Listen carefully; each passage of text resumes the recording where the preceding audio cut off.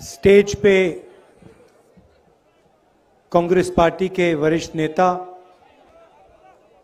हमारे प्यारे कार्यकर्ता भाइयों और बहनों,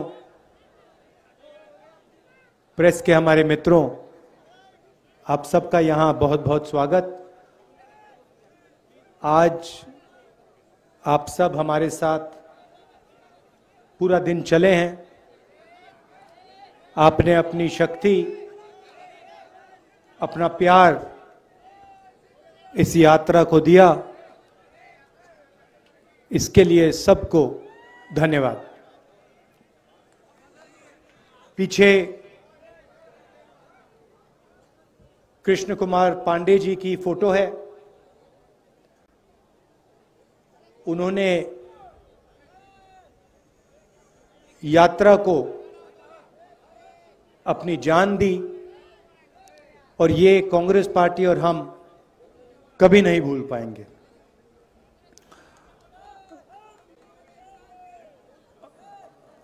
हमने सोचा था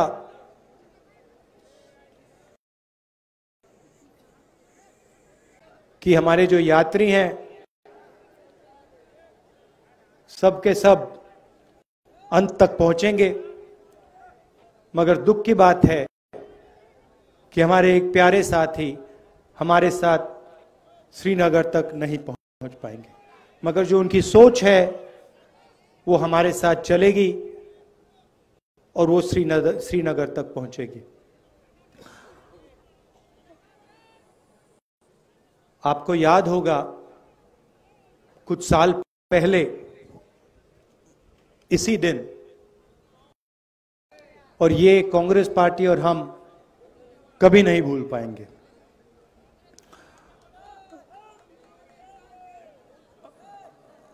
हमने सोचा था कि हमारे जो यात्री हैं सब के सब अंत तक पहुंचेंगे, मगर दुख की बात है कि हमारे एक प्यारे साथी हमारे साथ श्रीनगर तक नहीं पहुंच पाएंगे, मगर जो उनकी सोच है वो हमारे साथ चलेगी और वो श्रीनगर तक पहुंचेगी। आपको याद होगा कुछ साल पहले इसी दिन नरेंद्र मोदी जी ने नोटबंदी की थी। 8 बजे रात को, मतलब अभी 7 बज रहे हैं, इसके एक सब के सब अंत तक पहुंचेंगे, मगर दुख की बात है कि हमारे एक प्यारे साथी हमारे साथ श्रीनगर तक नहीं पहुंच पाएंगे, मगर जो उनकी सोच है वो हमारे साथ चलेगी और वो श्रीनगर तक पहुंचेगी। आपको याद होगा कुछ साल पहले इसी दिन नरेंद्र मोदी जी ने नोटबंदी की थी। 8 बजे रात को, मतलब अभी 7 बज रहे हैं, इसके 1 घंटे बाद नरेंद्र मोदी जी टीवी पे आए और उन्होंने कहा कि मैं 500 रुपए नोटबंदी, जो हमारे छोटे व्यापारी हैं, स्मॉल और मीडियम बिजनेस चलाने वाले लोग हैं, जो हमारे किसान हैं, उन पर आक्रमण था। श्रीनगर तक नहीं पहुंच पाएंगे, मगर जो उनकी सोच है वो हमारे साथ चलेगी और वो श्रीनगर तक पहुंचेगी। आपको याद होगा कुछ साल पहले इसी दिन नरेंद्र मोदी जी ने नोटबंदी की थी। 8 बजे रात को, मतलब अभी 7 बज रहे हैं, इसके 1 घंटे बाद नरेंद्र मोदी जी टीवी पे आए और उन्होंने कहा कि मैं 500 रुपए और 1000 रुपए के नोट को रद्द करने जा रहा हूं और काले धन के खिलाफ है वो हमारे साथ चलेगी और वो श्रीनगर तक पहुंचेगी। आपको याद होगा कुछ साल पहले इसी दिन नरेंद्र मोदी जी ने नोटबंदी की थी।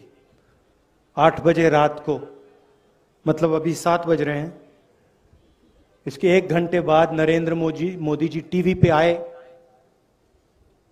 और उन्होंने कहा कि मैं 500 रुपए और 1000 रुपए के नोट को रद्द करने जा रहा हूं और काले धन के खिलाफ मैं लड़ाई लड़ रहा हूं। नोटबंदी जो हमारे छोटे व्यापारी हैं, स्मॉल और मीडियम बिजनेस चलाने वाले लोग हैं, जो हमारे किसान हैं, उन पर आक्रमण था। काले धन को मिटाने के लिए नहीं की गई। नरेंद्र मोदी जी ने नोटबंदी की थी। 8 बजे रात को, मतलब अभी 7 बज रहे हैं, इसके 1 घंटे बाद नरेंद्र मोदी जी टीवी पे आए और उन्होंने कहा कि मैं 500 रुपए और 1000 रुपए के नोट को रद्द करने जा रहा हूं और काले धन के खिलाफ मैं लड़ाई लड़ रहा हूं। सच्चाई ये थी कि नोटबंदी काले धन को मिटाने के लिए नहीं की गई। नोटबंदी जो हमारे छोटे व्यापारी हैं, स्मॉल और मीडियम बिजनेस चलाने वाले लोग हैं, जो हमारे किसान हैं, उन पर आक्रमण था। 8 बजे रात को, मतलब अभी 7 बज रहे हैं, इसके 1 घंटे बाद नरेंद्र मोदी जी टीवी पे आए और उन्होंने कहा छोटे बिजनेस वाले, छोटे दुकानदार, इन सब को नष्ट कर दिया, खत्म कर दिया। यहां आने से पहले मैं युवाओं से मिला, 5-10 युवाओं से मिला और मैंने उनसे सवाल पूछा। वो एग्जाम के बारे में आए थे, डेलीगेशन आया था, एग्जाम के बारे में बात कर रहे थे। मैंने उनसे पूछा कि आपको क्या लगता है आज के हिंदुस्तान में, आपने पढ़ाई कर ली, यूनिवर्सिटी, कॉलेज, स्कूल सब कुछ कर लिया, माता पिता ने आपकी शिक्षा में लाखों रुपए लगा दिए, आपको क्या लगता है आपको रोजगार मिलेगा? चुप हो गए, क्योंकि आज हिंदुस्तान की सच्चाई है। हमारे देश में आज युवा पढ़ सकता है, स्कूल जा सकता है, कॉलेज जा सकता है, मगर रोजगार उसे नहीं मिल सकता। स्टूडेंट्स इंजीनियरिंग पढ़ते हैं, सालों लगा देते हैं और फिर उसके बाद इंजीनियर नहीं बनते, मजदूरी करते। कोई मजदूरी करता है, कोई उबर की गाड़ी चलाता है, कोई ड्राइवर बनता है। ये हिंदुस्तान की सच्चाई है, महाराष्ट्र की सच्चाई है। और जो आपका शिक्षा का सिस्टम है, स्वास्थ्य का सिस्टम है, वो पब्लिक सेक्टर प्राइवेटाइज किया जा रहा है, बंद किया जा रहा है, तो वो भी रास्ता बंद है। नोटबंदी ने, जीएसटी ने एक रास्ता बंद किया, प्राइवेटाइजेशन दूसरा रास्ता बंद कर रहा है। तो ये देश की हालत है। और इन पॉलिसियों का लक्ष्य हिंदुस्तान की गरीब जनता को डराने का है, किसान को डराने का, मजदूर को डराने का, युवा को डराने का। और बीजेपी और आरएसएस डर को फिर नफरत में बदल देते हैं। डर के बिना नफरत हो ही नहीं सकती। अगर डर नहीं है तो नफरत नहीं हो सकती। अगर डर है तो उसको नफरत में बहुत आसानी से बदला जा सकता है। यह हिंदुस्तान में हो रहा है और इससे देश का कोई फायदा नहीं होने वाला है। बेरोजगारी से, महंगाई से देश का कोई फायदा नहीं होगा। नफरत से देश का कोई फायदा नहीं होने वाला। और यह इस देश का इतिहास ही नहीं है।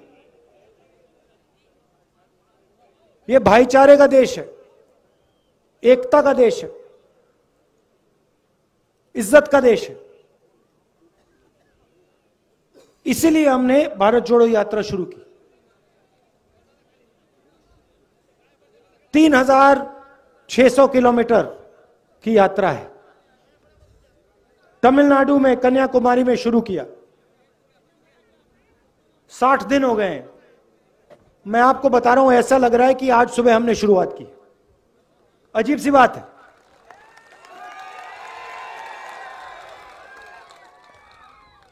हमारे यात्री, उनसे आप पूछो, किसी को समझ नहीं आ रही बात। 25-25 किलोमीटर हर रोज चलते हैं। 60 दिन से चल रहे हैं। अभी मैं भाषण दे रहा हूं, ऐसा लग रहा है कि 15 मिनट पहले मैंने शुरू किया है। ये हो क्या रहा है? आमतौर से आदमी सुबह उठता है, थकान नहीं होती, दिन भर काम करता है, शाम को थकान होती है ना? यहां अजीब सी बात है। यहां हम सुबह उठते हैं, थकान नहीं होती, 25 किलोमीटर चलते हैं, 25 किलोमीटर चलने के बाद थकान नहीं होती। मैंने सोचा ये हो क्या रहा है? जवाब बताऊं आपको? हम अपनी शक्ति का प्रयोग नहीं कर रहे। राहुल गांधी अपनी शक्ति का प्रयोग नहीं कर रहा। ये जो यात्री हैं, ये अपनी शक्ति का प्रयोग नहीं कर रहे हैं। हम सब आपकी शक्ति का प्रयोग कर रहे हैं। आप हमें पीछे से धकेल रहे हो। आपका प्यार हमें पीछे से धकेल रहा है। और ये आपका जो प्यार है, ये हमें श्रीनगर तक पहुंचाएगा। और वहां देखना, वहां मेरा भाषण देख लेना। वहां भी मैं यही कहूंगा कि मुझे समझ नहीं आया, 130-140 दिन हो गए, रोज 7-8 घंटे चले हैं, 25-30 किलोमीटर चल रहे, मगर थकान नहीं आ रही। क्योंकि आपकी आवाज है, आपका प्रेम है, और हम आपकी आवाज सुनने आए हैं। मैं यहां लंबा भाषण नहीं देना चाहता हूं।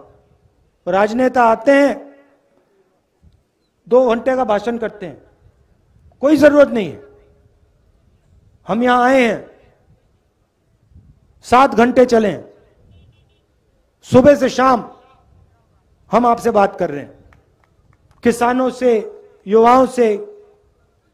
अभी विकलांग औरत मिली मुझे, उसके दिल में जो था उसने मुझे बताया, उसकी व्हीलचेयर को धकेला मैंने।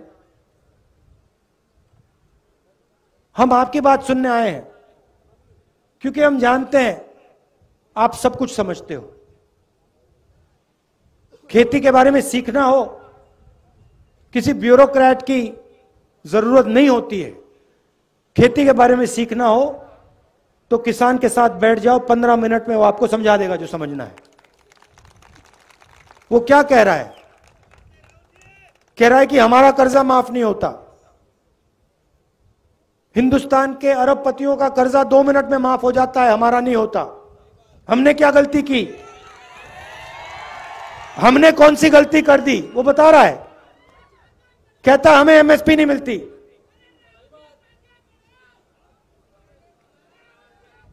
वो कह रहा है, आज मुझे बताया, एक किसान मिला, 20 मिनट मुझे उसने समझाया, जो नरेंद्र मोदी जी की जो बीमा योजना है इसके बारे में बताया। कहता है कि हम पैसा डालते हैं, सरकार पैसा डालती है और सीधा का सीधा पैसा हिंदुस्तान के 2-3 सबसे बड़े अरबपतियों के जेब में जाता है। हमारा खेत बर्बाद होता है, आंधी आती है, तूफान आता है, हमारा खेत बर्बाद हो जाता है, तो ना हमें इंश्योरेंस कंपनी का फोन नंबर मिलता है, ना ऑफिस मिलता है, ना पैसा मिलता है। तो अगर किसानों से बात की 15 मिनट में, 20 मिनट में, वो समझा देंगे क्या हो रहा है। छोटे दुकानदार से बात करो, वो बता देगा नरेंद्र मोदी जी ने काले धन के खिलाफ लड़ाई लड़ी या छोटे बिजनेस वालों की हत्या कर दी, खत्म कर दिया, वो बता देगा 2 मिनट में। युवाओं से पूछो, वो कहेगा, युवा कहेगा कि भैया मुझे रोजगार नहीं मिल सकता, कुछ भी हो जाए, मैं जानता हूं मैं इंजीनियर नहीं बन सकता। यह देश की सच्चाई है और इसको बदलना है।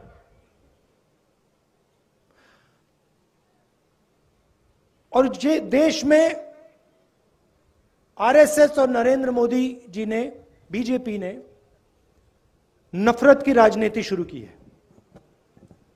भाई को भाई से लड़ाते हैं। अच्छा, मैं आपसे पूछता हूं, परिवार में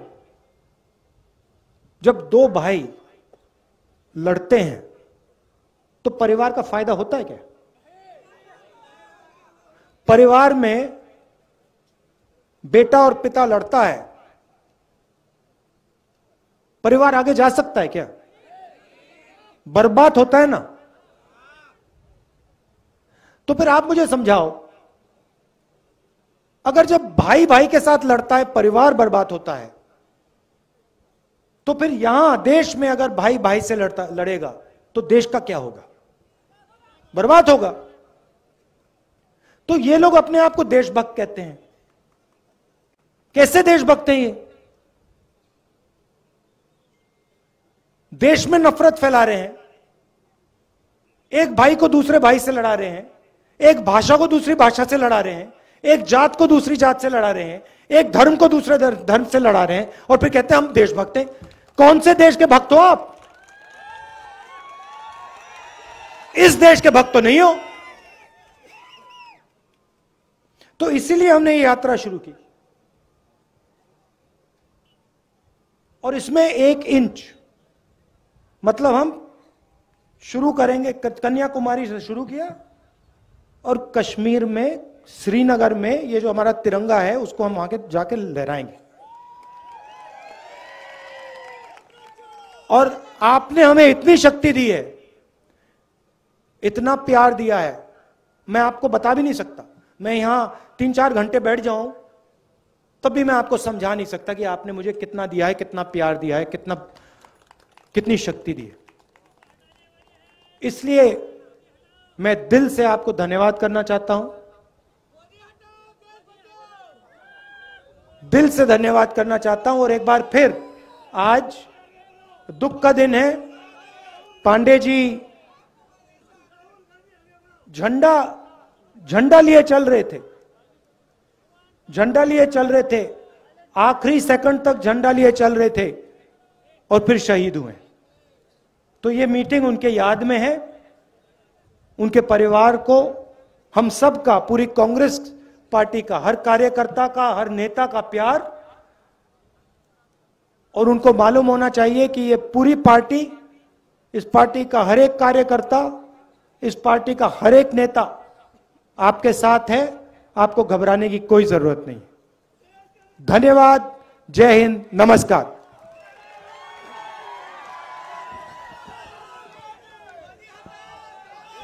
एक